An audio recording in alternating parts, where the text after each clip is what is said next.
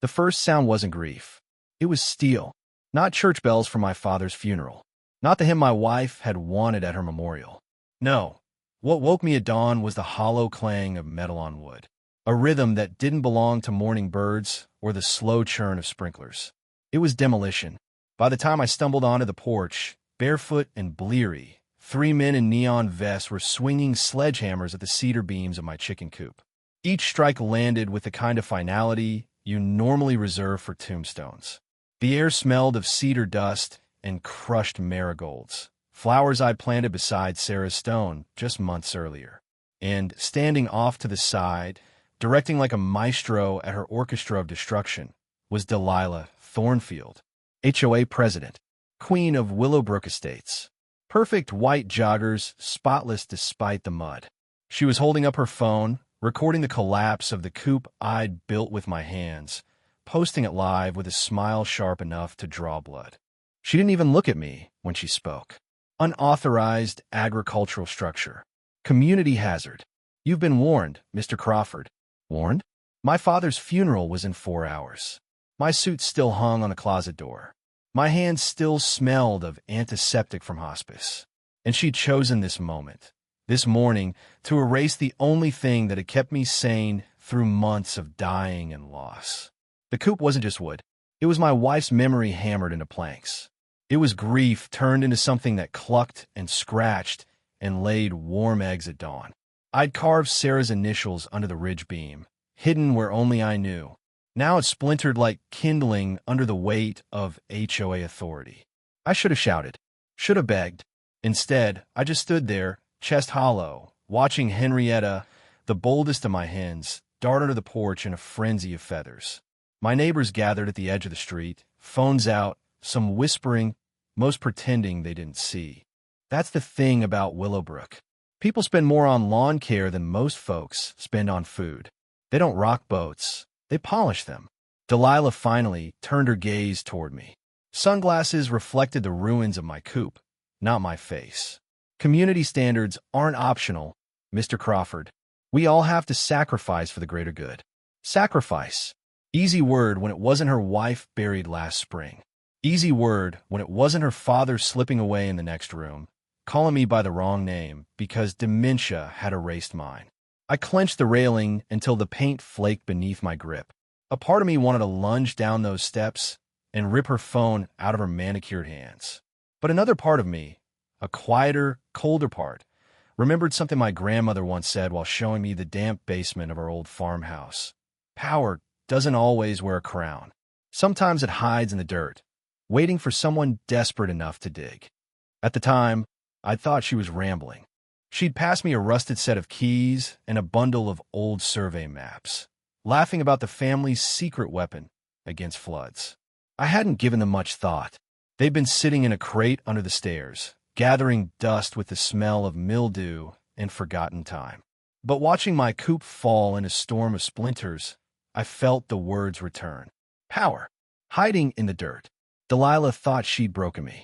She thought this morning was the end. What she didn't know, what none of the neighbors staring wide-eyed from behind their manicured hedges knew, was that buried somewhere beneath this property ran the veins of Willowbrook itself.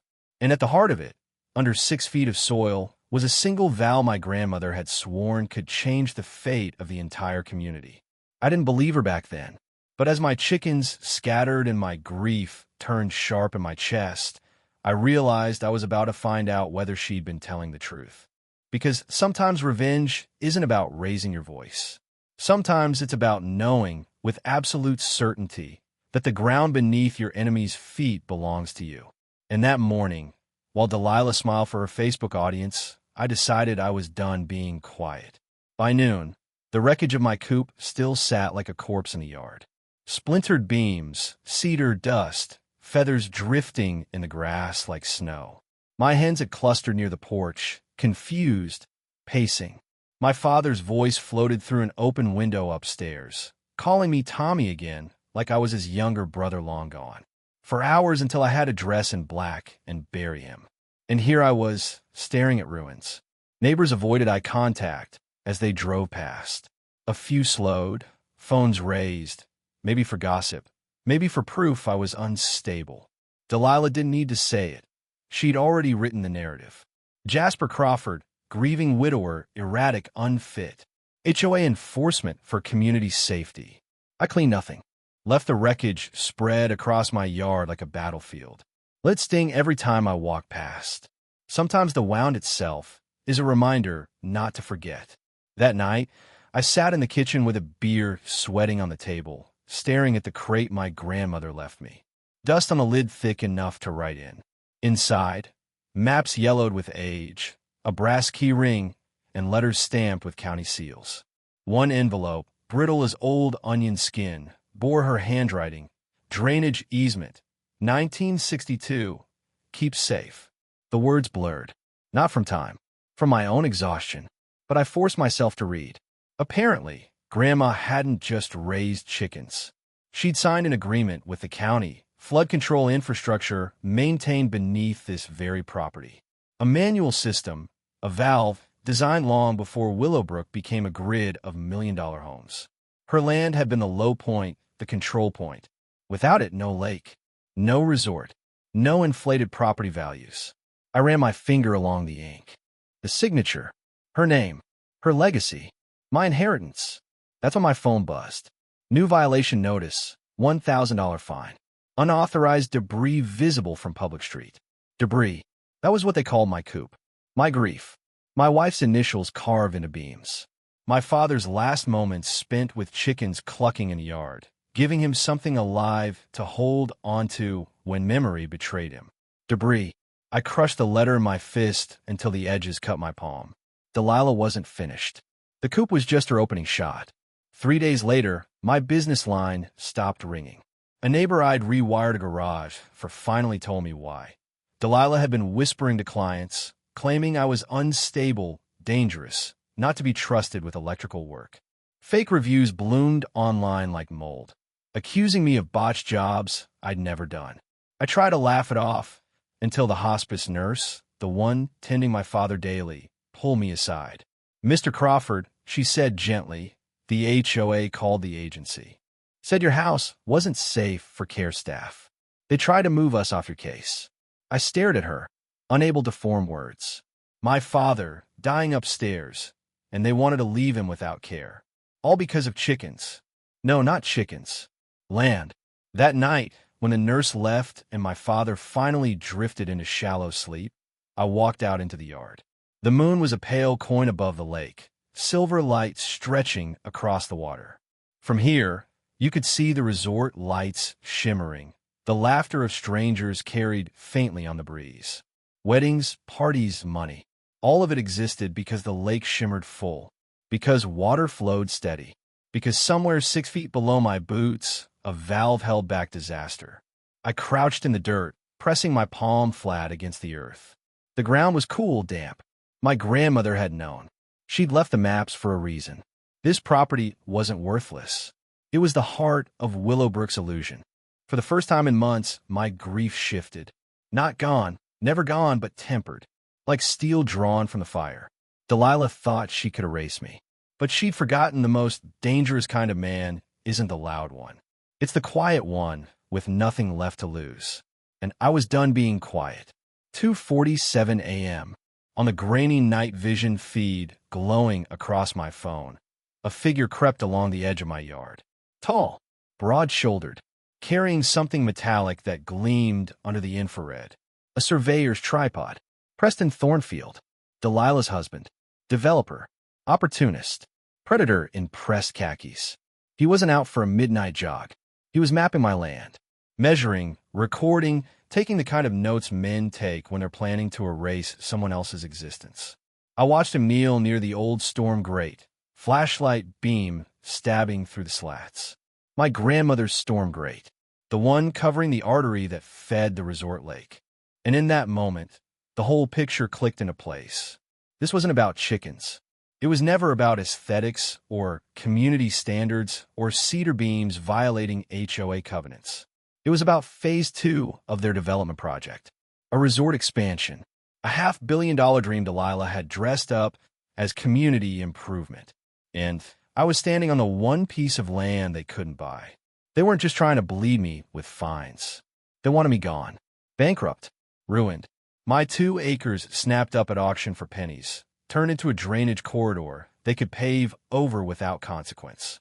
I gripped the phone so hard I thought I'd crack the glass.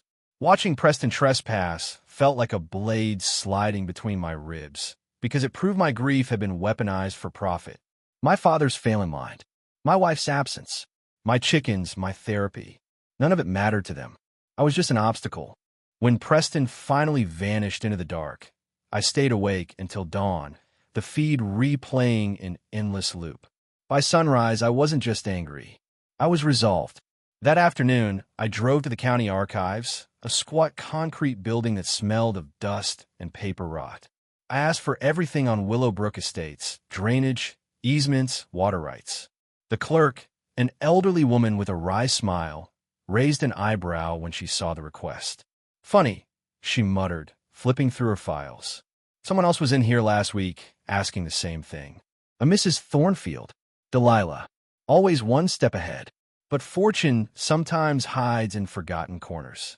After 2 hours of sifting through brittle folders, I found it. My grandmother's 1962 contract, signed in blue fountain ink. Perpetual flood control easement, vested in heirs. Not temporary, not negotiable. Legal bedrock. It was real, ironclad. And it meant this: I didn't just have the right to touch that valve. I had the duty. For the first time in months, something like strength surged through me.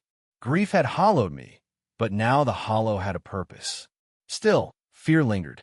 If I used this power, if I even hinted at it, I'd be stepping onto a battlefield where the collateral wasn't just my enemies, but my neighbors. Families. Kids who rode bikes past my driveway, whose parents had nothing to do with Delilah's war. Was I willing to risk them to fight her? That question pressed heavy on me all night, heavier than grief, heavier than loneliness. The next day, the HOA called an emergency health and safety meeting. I wasn't invited, but a neighbor, Janet, texted me shaky video from inside the clubhouse. There was Delilah, framed by a projection screen filled with photos of my hens. "Rats," she said with theatrical disgust. "Disease. Property devaluation. This man threatens the very safety of Willowbrook." The crowd murmured. Fear is contagious, more than any plague. I saw heads nodding, neighbors I'd fixed outlets for, repaired ceiling fans for, siding with her because she gave them something simple to hate. But Janet's video caught something else. At the back of the room, Margaret Shunn, quiet, bookish, the kind of neighbor who knew deeds and titles better than grocery prices, stood up and interrupted. Her voice was shaky but clear. "Mrs. Thornfield," she said, "I've looked at the records. Your husband's company filed development permits that crossed Jasper's property. Isn't that what this is really about?" Gasps. Murmurs. Delilah's smile faltered for a fraction of a second. That was the moment the tide shifted. Not fully. Not enough to topple her empire. But enough for me to know I wasn't alone. Someone else had connected the dots. Someone else had glimpsed the truth hiding under the manicured lawns and overpriced landscaping. And for the first time since Sarah's funeral, I didn't just feel grief. I felt something sharper. Something dangerous. Hope. The morning after Margaret spoke up at that HOA meeting, the neighborhood felt different. Not safe. Not better. Different. People avoided me more openly now. The Thornfields had doubled their smear campaign. Anonymous flyers slipped into mailboxes, claiming I was unstable, potentially violent. Fake reviews online had tanked my business. Even the grocery clerk I'd known for years kept his eyes on the register instead of saying hello. But when I came home that night, there were 2 envelopes under my door. The first was a formal notice, violation number 12, emotional disturbances observed. Translation: crime by my father's bedside was now an HOA offense. The second was a handwritten note on line paper. "They don't want you to know this. The valve is real. Call me. M. Chun." I stared at her phone number until the digits blurred. The coop was gone. My father was slipping further into silence every day. My business was collapsing. But here was proof I wasn't losing my mind. Someone else knew. Someone believed. I called. Margaret answered on the first ring. "Jasper," I worked in real estate research for 20 years, she whispered. I pulled every record I could find. Your grandmother signed easement rights in 1962. That valve isn't a myth. It's legally yours to operate. I closed my eyes, breathing in the weight of her words. Margaret, if I use it, it won't just hurt Delilah. It'll hurt everyone. A pause. Then her voice, steadier than I expected. Sometimes hurting the powerful is the only way to save the rest. The pressure didn't let up. 2 days later, hospice called. The nurses were being reassigned. The HOA had expressed concern for their safety. That was the line. They wanted my father to die alone, so I'd break. I spent that night in his room, listening to his shallow breathing, his murmurs calling for people long gone. My hand shook as I wiped his forehead. Grief, rage, helplessness, all welded together into something sharp. At 3 a.m., I couldn't sit still. I went outside with a flashlight, down into the dirt beside the old storm grate. My grandmother's maps spread across the grass, ink lines smudged from my sweating fingers. I dug until the shovel rang against metal. 6 feet down, just as she'd written, a wheel of rusted steel sat waiting. My chest tightened. My hand trembled over it. I could turn it. I could drain their lake. In hours, the pristine mirror of Willowbrook would become a mud pit. Weddings canceled, property values crashing, Delilah exposed. But I froze. My mind filled with images of neighbors' kids biking along the lakefront path, families fishing at sunset, the handful of people who'd stood by me despite Delilah's poison. Did they deserve the fallout of my revenge? The choice wasn't simple anymore. This wasn't just about me. It was about everyone tied to that water. I pulled my hand back. Not yet. The next evening, my phone buzzed with another message from Janet. Emergency HOA meeting. Tomorrow. They're calling you a terrorist.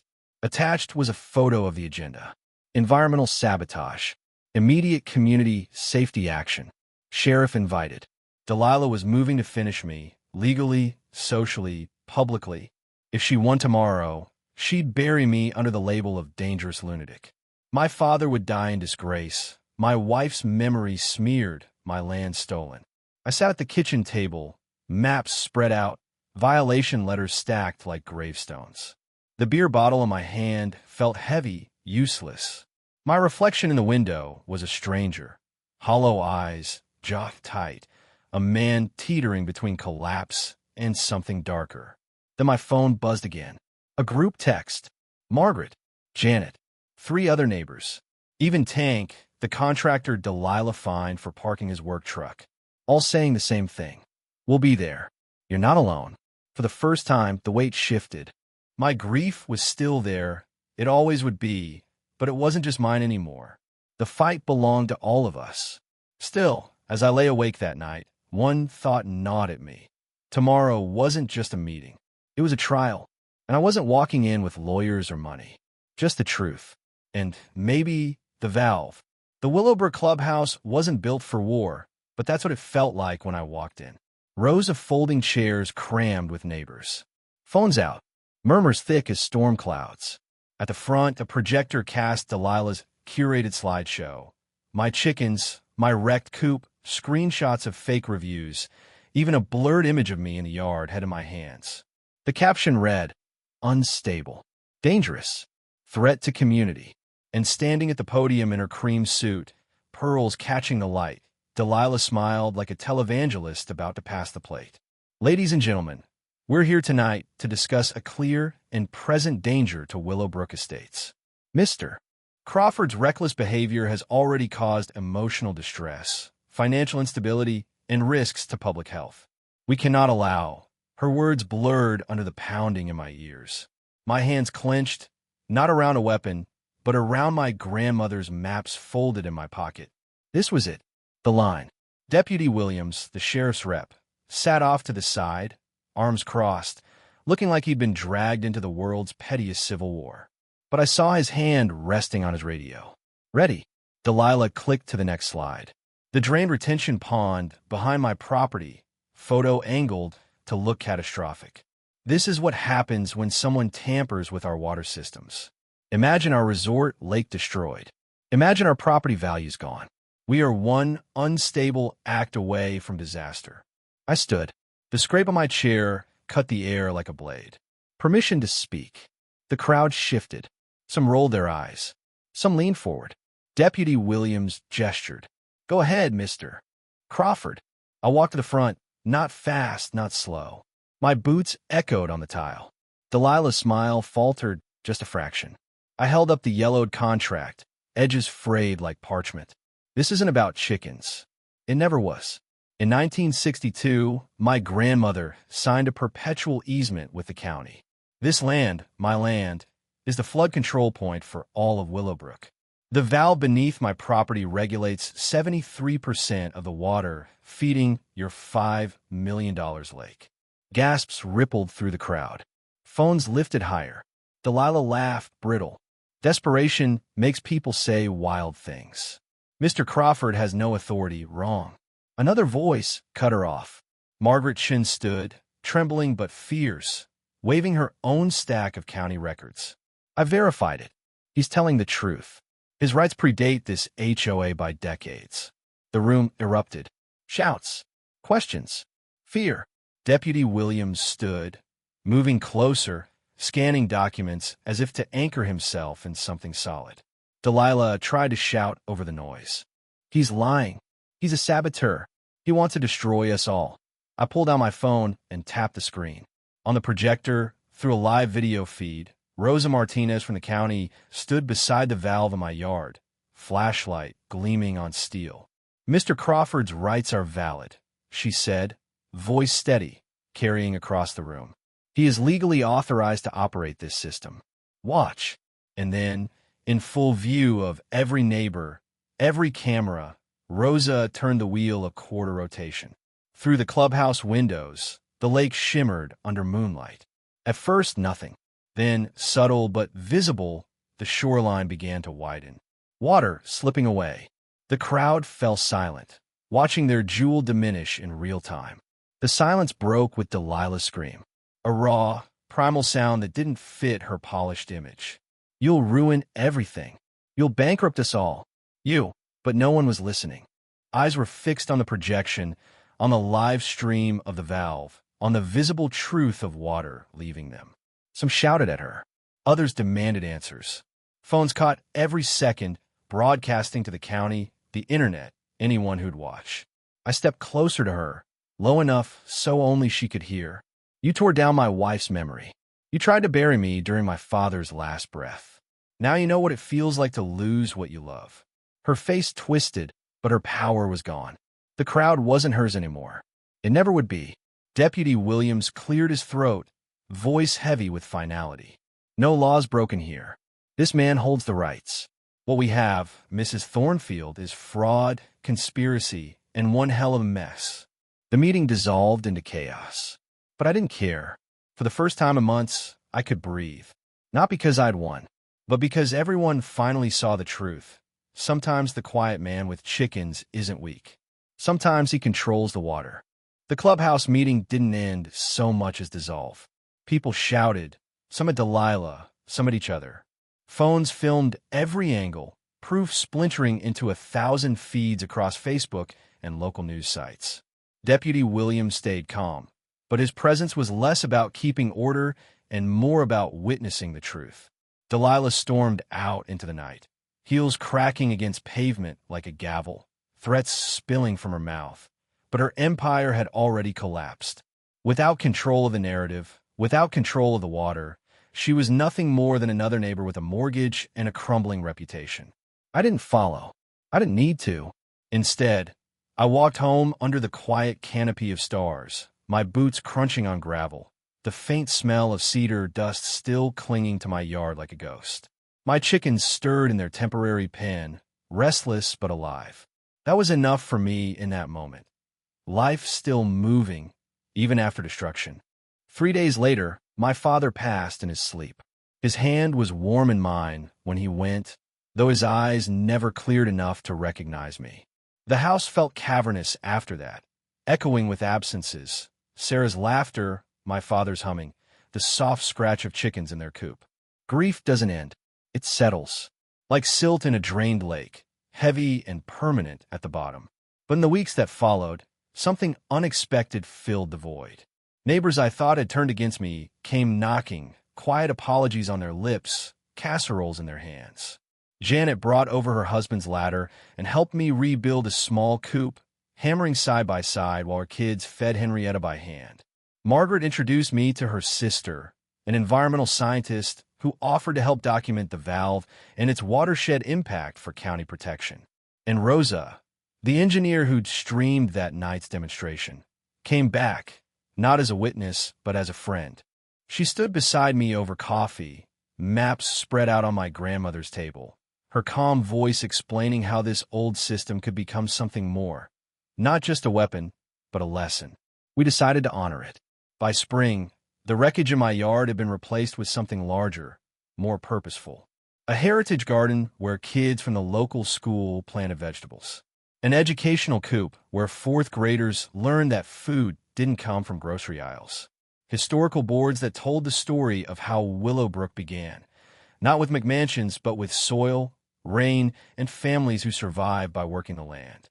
What began as a scar became a gathering place. And in that unlikely space, I found something I hadn't expected to feel again, belonging. The HOA board, stripped of its tyrant, voted to reimburse my legal fees and pay damages for the coop they destroyed. Small victories on paper, but more importantly, the new board promised transparency. No more secret meetings. No more fabricated violations. Delilah herself didn't last long. Within months, charges of fraud and embezzlement surfaced. The day the county sheriff's office carried boxes out of her law firm, neighbors filmed the whole scene. The woman who once recorded my grief for sport became the headline of her own downfall. But I didn't cheer. Not really. Vengeance had already drained through me the night of the meeting. What remained wasn't triumph. It was a steady, quiet clarity. Now, most mornings I drink coffee on the porch. I watch kids walk to school, some waving, some stopping to ask about egg counts. The air smells of cedar again, fresh from new boards. My land hums with water moving beneath, steady and patient, as if reminding me that power isn't always about destruction. Sometimes it's about stewardship. When I lean against the railing, I sometimes imagine Sarah there beside me, her hand warm on my arm, laughing at the absurdity of it all. How grief turned into war, how war turned into community. My father would have shaken his head, muttering about stubborn Crawfords. My grandmother, though, she'd have understood perfectly, because she knew the truth before I did, that the quietest inheritances are often the loudest weapons. And now, every time I hear the faint rush of water through the pipes beneath my boots, I don't hear revenge anymore. I hear responsibility.